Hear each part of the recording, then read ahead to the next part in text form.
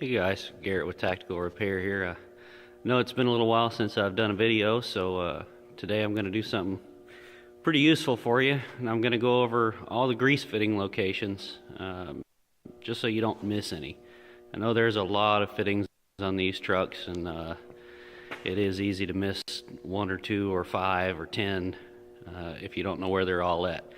So we're going to start from the front of the truck. We're going to go top to bottom and make our way back. So the first thing we're going to start with, and bear in mind not all trucks have these, but a few of them do, so it's a good idea to check for it. Under hood here, you want to follow your tack cable down, and I should have brought my light up here. Hold on a second. Anyway, there we go. Your tack drive down there. If you have a grease fitting on it, and I know it's hard to see, but it's right there. If you have a grease fitting on it, it'll be on the left-hand side. Most of them don't. This one doesn't. It's most of them are just capped. So apparently it wasn't really needed, or they'd have kept the grease fitting on all of them. But if yours has one, go ahead and put some grease in it. A couple shots is all it should take. From there, you move down underneath, and your front spring hangers will have one grease fitting on each of the front ones, both sides. Then your steering linkage, you'll have one fitting here. You'll have another fitting here on the bottom. Once again, I know it's hard to see because of the lighting. Then you'll have your upper Kingpin grease fitting. You'll have one in the same spot on the bottom between all 4 bolts. And then if you have a winch equipped, you'll have a grease fitting on my drive shaft's not in here right now. I don't have my PTO on the new transmission, but you'll have a grease fitting on the front U-joint, one on the slip joint, and one on the rear U-joint. So now we're going to go back, and at the back of both front springs, you'll have one grease fitting here and one grease fitting here. And there are bushings in there that need to be lubed, so if you don't grease it every oil change, grease it every other oil change would be my suggestion. So, I love all the sand on the floor. Now underneath, you're going to have a grease fitting on the tie rod end here. And here, I'll give you a better view of your lower Kingpin right there. And you're going to slide over to the other side.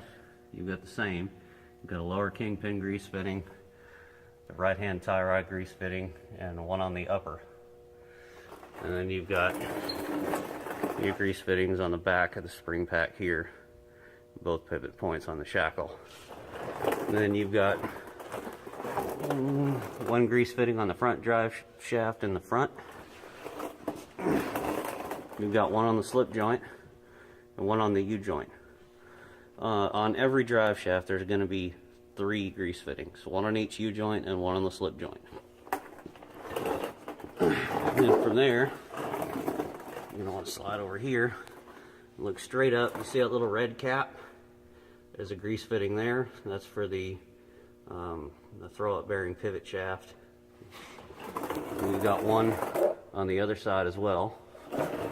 And you remove this 6-bolt cover and look straight up in there, and there's a grease fitting on the throw-out bearing sliding assembly to keep it lubed so it doesn't get stuck on the shaft, make it hard to push the clutch. And then you've got on your pedal pivot assembly, you've got 1, 2, 3 grease fittings there, and you'll want to pump just enough grease in there to get it to squish some new grease out between the pedals and the mounts.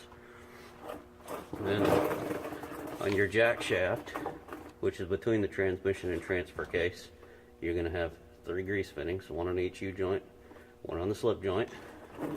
And to make it easier to get to, you can put the transfer case in neutral and the transmission in neutral, and you can spin the shaft by hand. Make sure your park brake's set so you don't get crushed by your truck.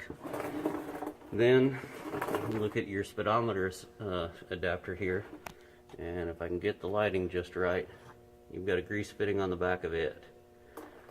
Just 1 or 2 pumps of grease in there every time you lube the truck is all you need. You don't want to over grease it, but if you do, grease will start spitting out of the back end of that there as a relief valve.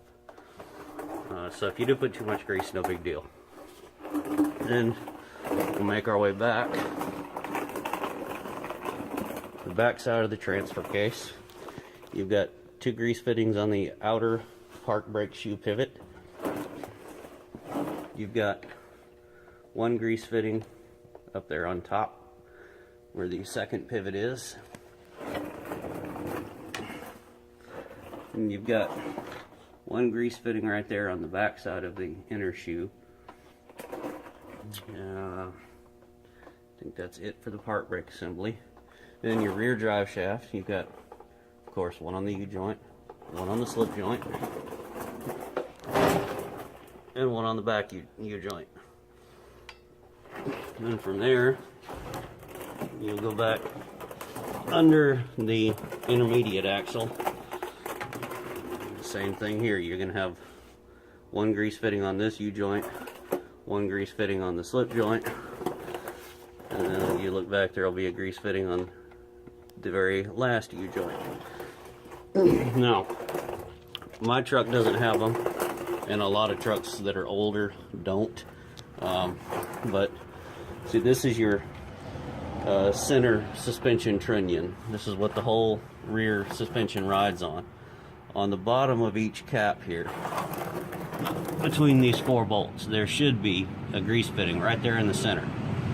Now the older ones, like I said, mine doesn't have it. I need to actually go through and rebuild the trunnions and put grease fittings in it. But you don't want to miss that, because those bearings and all get eat up. You're going to have a hell of a time fixing it. So there should be 1 grease fitting on each side. And if yours doesn't have it, well, either go through the trunnion and rebuild it, you know, repack your stuff, and whatever you got to do to make sure the bearings and races are in good shape in there. The old ones without grease fittings will have bearings and races. Sand in my mouth, wonderful. The newer ones will have brass bushings and races. And this is obviously the last axle. After that, the only grease fitting you have will be back on the bottom side of your pintle assembly there. And you'll just want to pump some grease into it and give it a few turns back and forth and make sure it's free. But other than that, unless you've got a different model truck with PTO, this and that and the other, like maybe an M108 crane truck or something, or a dump truck, that's all the grease fittings you're going to have on the standard M35A2 cargo. M35A3s will have a different amount of grease fittings. Most of them will be in the same places, but you're going to have a few less. And that's pretty much all there is to say about that. I mean, there's no grease fittings in the cab, but it is a good idea to shoot some cable oil on your park brake cable every once in a while, just to keep it free. And the same with your door hinges and latch assemblies. Just some lubricating oil of your choice, and you'll be good to go.